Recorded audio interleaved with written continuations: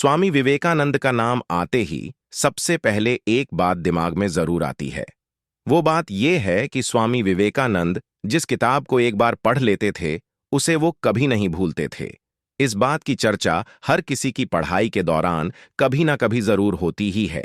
ऐसे में क्या वाकई ये सच है?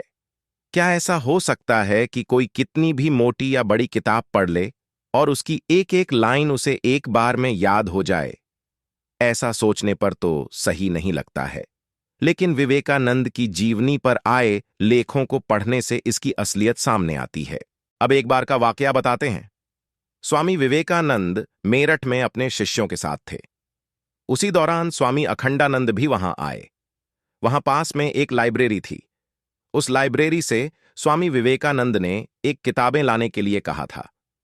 इसके बाद अखंडानंद ने बैंकर, दार्शनिक और राजनीतिज सर जॉन लबॉक की वो किताब लेकर, जिसके कई पार्ट थे।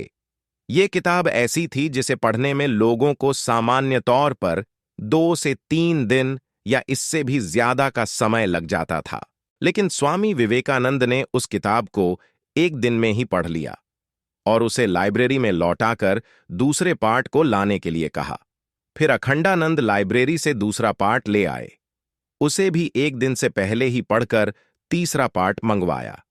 इतनी जल्दी कई पार्ट को पढ़कर लौट आए जाने पर लाइब्रेरियन हैरान रह गया। उस लाइब्रेरियन ने दावा किया कि स्वामी विवेकानंद जी बिना पढ़े ही किताबें लौटा रहे हैं, क्योंकि आज तक कोई एक पार्ट को भी इतने दिनों में खत्म नहीं कर पाया। लाइब्रेरियन के सवालों को सुनकर अखंडानंद लौटे और विवेकानंद को ये जानकारी दी। इसके बाद स्वामी विवेकानंद खुद ही लाइब्रेरी में पहुंचे।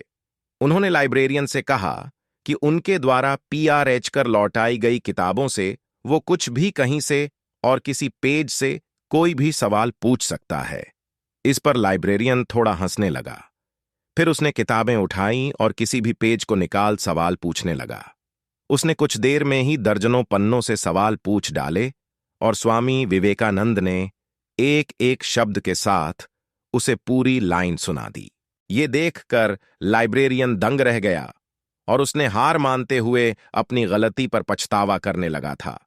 इस तरह स्वामी विवेकानंद ने अपने आध्यात्मिक ज्ञान और सूझबूझ से सिर्फ भारत में ही नहीं बल्कि पूरी दुनिया में ज्ञान और दर्शन का परचम लहराया।